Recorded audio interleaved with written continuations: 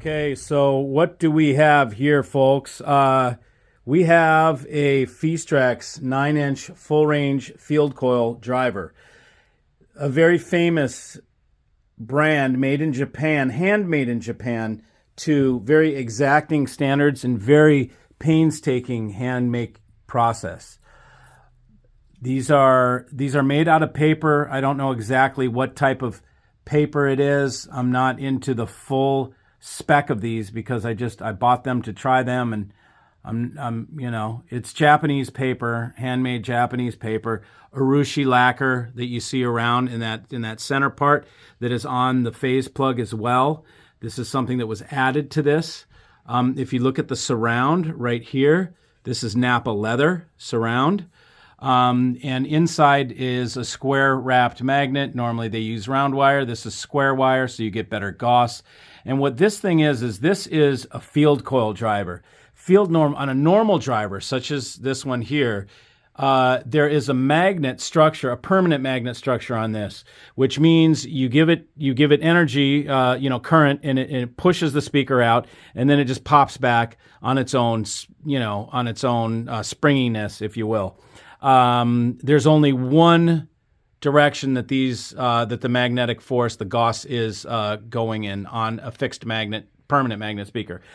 On a field coil, there's actually a power supply that creates a electromagnetic field around this magnet that's on back. So you have an electromagnet on back, which means you can change the spins of the Gauss and you control the fore and the aft movement.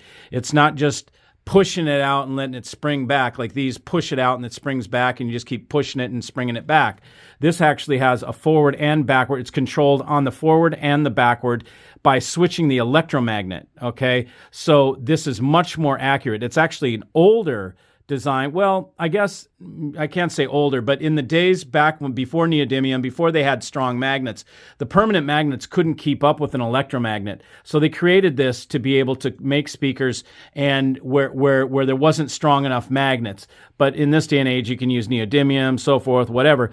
But even with a neo magnet on the back of a traditional driver, you still don't control both forward and aft movements like you do with a field coil driver. That's why you hear all this hoopla about field coils, is that they are extremely accurate, okay? This is a full range driver. This is one driver. This is not a dual concentric. This is not a coax. This is one single driver that does all the frequency range, okay? You get an extremely coherent presentation from this type of driver. You just can't get from something that uses several drivers.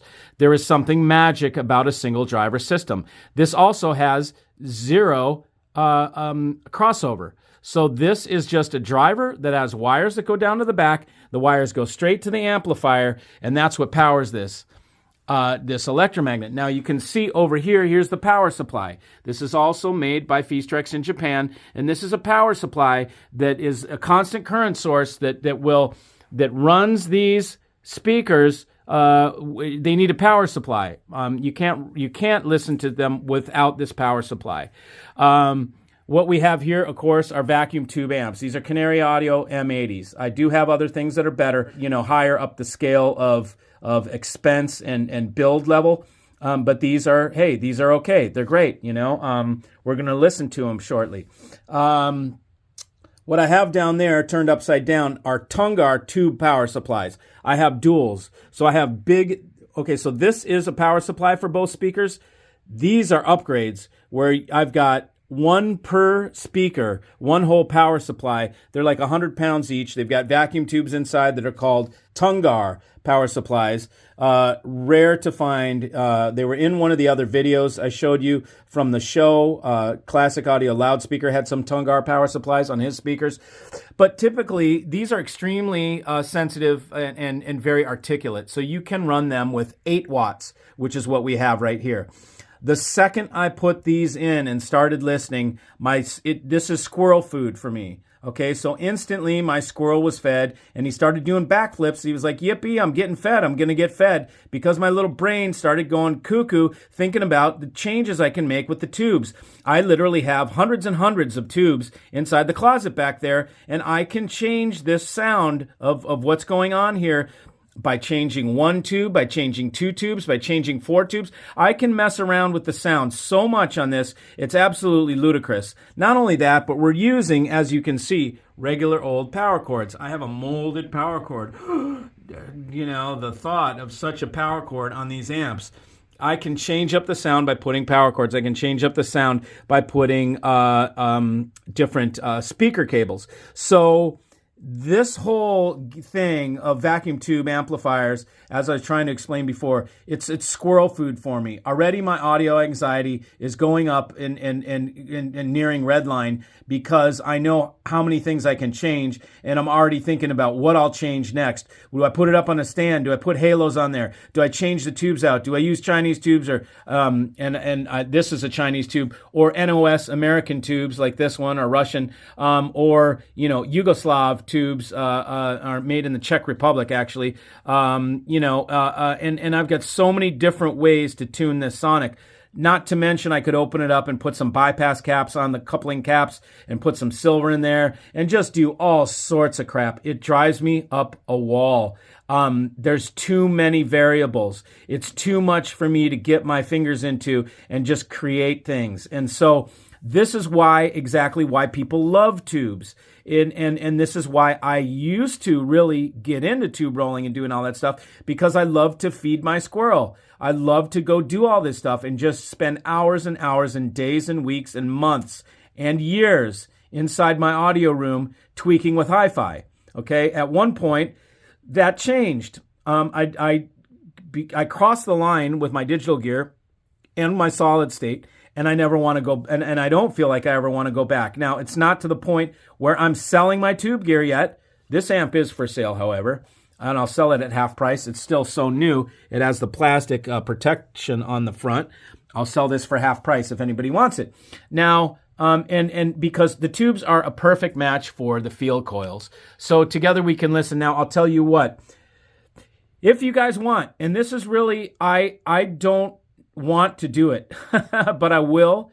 If you guys show me by subscribership, you guys show me another 1,000 subs, I will start changing out 6SN7s for you. And I'll go through about 5 different 6SN7s, and you can hear how they sound different. I'll change out 3 or 4 different 5U4G rectifiers. I'll change out 3 or 4 different 300B power tubes, and you guys can hear how the different tubes sound differently. To me, it maybe it re-kicks off the monkey chase for me, but I don't know. I've had a taste of the good life, which is not playing with this stuff, but there is much exploration to be done with these kind of tube amps. You can really change them up. You guys will be blown away how just a tube switch will massively change the way this sonic is. And then power supply. If I change out the power supply to these field coils, how much of a massive change that will make. If I change out the cables that feed, like these back here, the cable that feeds the DC power up to this, if I change it to silver from copper, what kind of a different sound we'll hear. It's absolutely nuts. And again, this is squirrel feed for me, and I don't necessarily like to feed the squirrel because he's a pesky little bastard, and I'd rather starve him. But nonetheless, I'm willing to do it for you guys. Show me 1,000 subs, and then I'll start to engage into this, and I'll jump down the squirrel hole for you guys and start changing out tubes and doing all that stuff. I got to put a time limit on it. Obviously, I'll get 1,000 more subs at some point. So let's say 2 weeks. Give me 1,000 subs in 2 weeks, and I'll jump down into this, which I don't want to do because of the time-consuming effort that it takes and all the jumping around I have to do while you guys get to sit back and enjoy it. You can show me you guys want me to do that by giving me 1,000 new subscriberships in the next 2 weeks. Anyways, just wanted to show you kind of what's going on. I've got more exciting things, but right now I just wanted to show you the field coil. These I showed you the short where they were in the truck getting ready to go. Now they're here, they're set up, and we've been listening to them, and they're quite glorious. If you want to tune in. I will probably start putting my music videos that contain music on the website so I don't get like defunded or whatever from this platform by playing music. So anyways, just wanted to bring you up to speed on that, and thanks for joining. See you.